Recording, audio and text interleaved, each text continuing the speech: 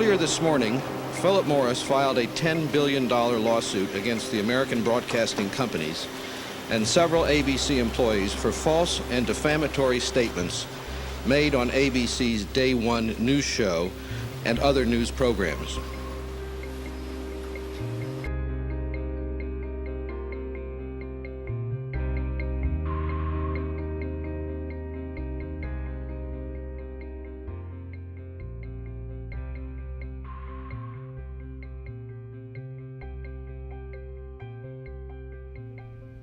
The reason this story was important was because it changed the debate about smoking. Until that point, it was that smoking was unhealthy, and that'd been reported a gazillion times.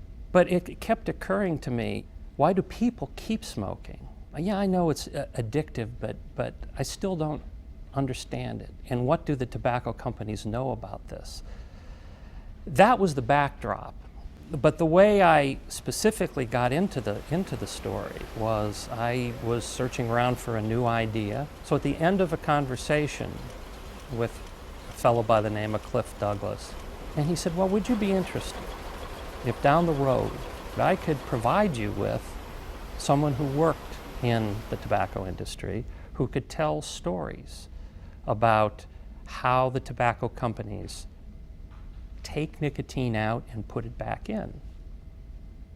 And that there's these vats and things of tobacco extract. And it's so powerful that if you touch it or that you could die. Oh, I said, yeah, you mean they take it out? Nicotine's addictive. Well, if they take it out, why do they put it back in? That would seem to indicate intent. Yeah, I'm interested.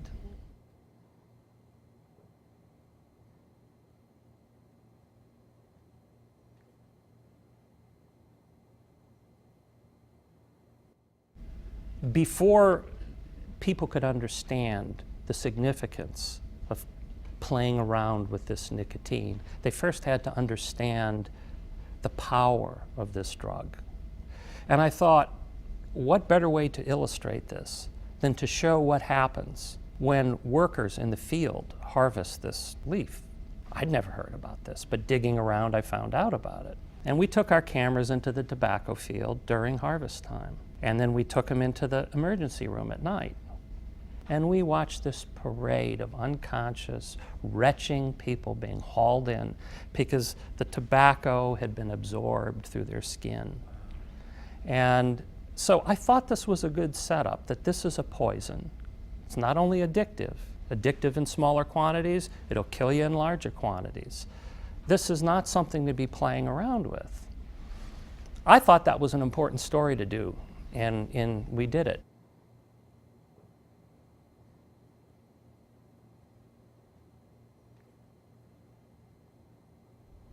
When the FDA found out that we were researching it,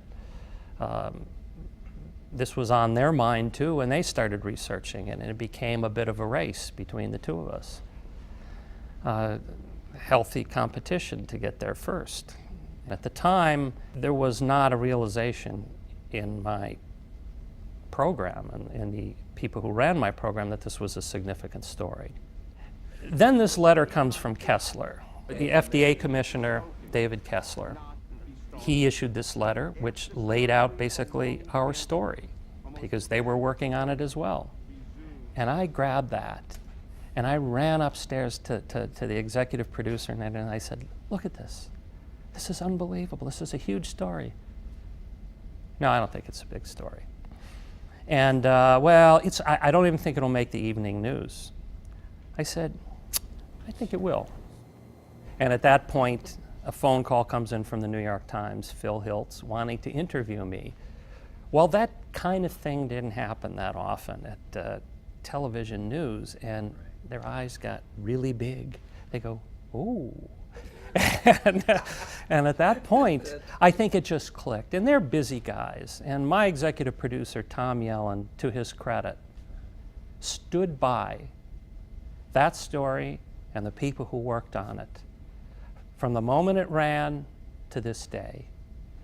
And he came very quickly to realize the importance of it. And it takes a while sometimes. And they did. And it led the show and it was huge news.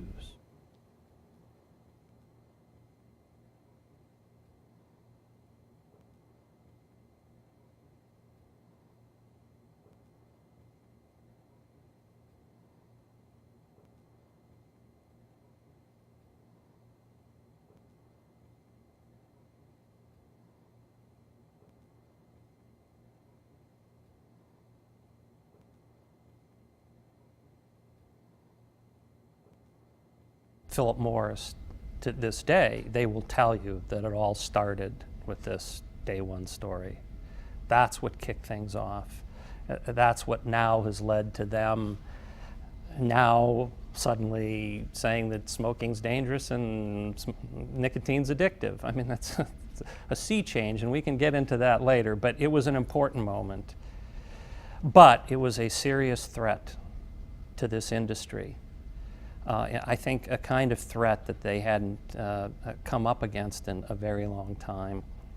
Hearings were called in Congress, and the famous picture of the executives of the tobacco industry all raising their hand and testifying, being asked about, is it addictive, is it harmful, and they're saying it isn't.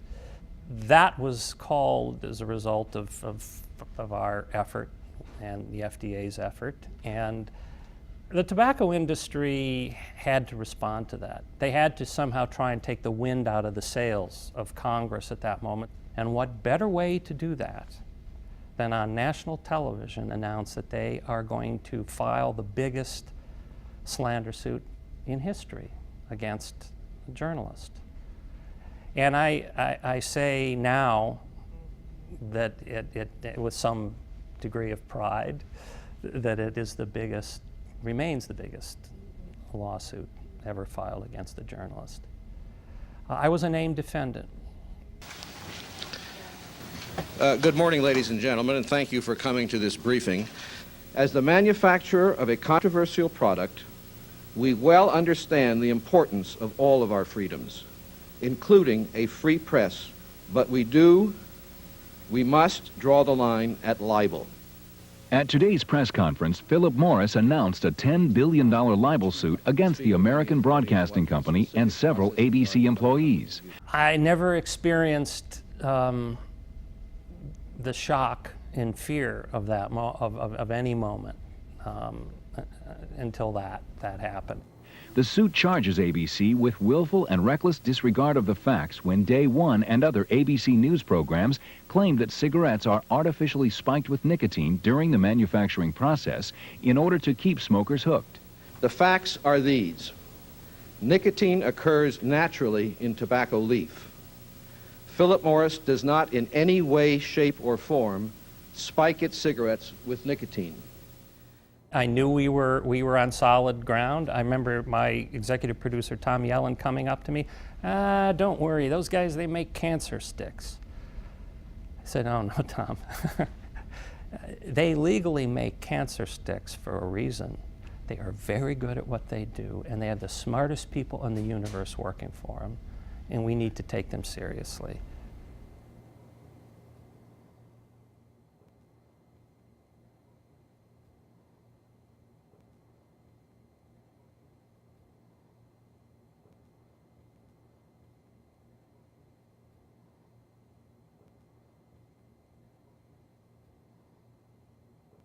By the end of our subpoenas and depositions and everything, our lawyers had put together a summary judgment that was just devastating, asking for the lawsuit to be dismissed, backing up what we had written or reported, broadcast.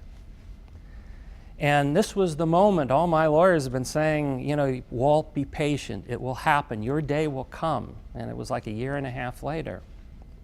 And it was about to be filed, and I was out of town working on another story for ABC, and I got word that it hadn't been filed. And I called up the lawyer in Washington that ABC had hired and insisted that I also use. And I said, what happened? They said, ABC told us to file it under seal. I said, under seal? I said, No, this is our response. They have been smearing us on a daily basis. This is the evidence. ABC asked that it be filed under seal. But you don't have to be an investigative reporter at that point to know that the games have been rigged. Something bad is going to happen, and something bad did happen. From ABC, this is World News Tonight. The $10 billion lawsuit filed against ABC News by Philip Morris and R.J. Reynolds was settled this evening with a statement. ABC News agrees that we should not have reported that Philip Morris and Reynolds add significant amounts of nicotine from outside sources. That was a mistake that was not deliberate on the part of ABC, but for which we accept responsibility and which requires correction. We apologize to our audience, Philip Morris and Reynolds.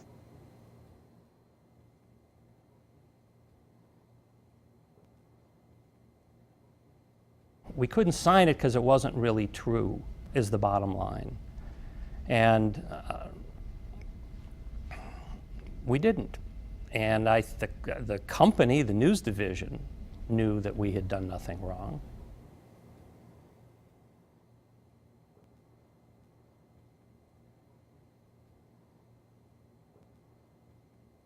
And it turns out that within a matter of days, a week or two, it was announced that ABC, Capital Cities ABC, was being sold to Disney. And there was no doubt in my mind, none, that this was an attempt to clean the record, hand off a company that didn't have a $10 billion potential liability on its books, even though, and this is an important point, our lawyers were kept assuring us that we're going to win this case. We're going to win this case. No question in our mind we're going to win it. So why, in a situation like that, do you sell out your news division? Well, you do it for financial reasons, and there was a lot of money to be made when this transaction happened. I mean, everybody had these options, and everybody was making money, and it was a big payday. Everyone was happy, other than those of us in the news division that felt that the truth and had been walked all over by the corporate people.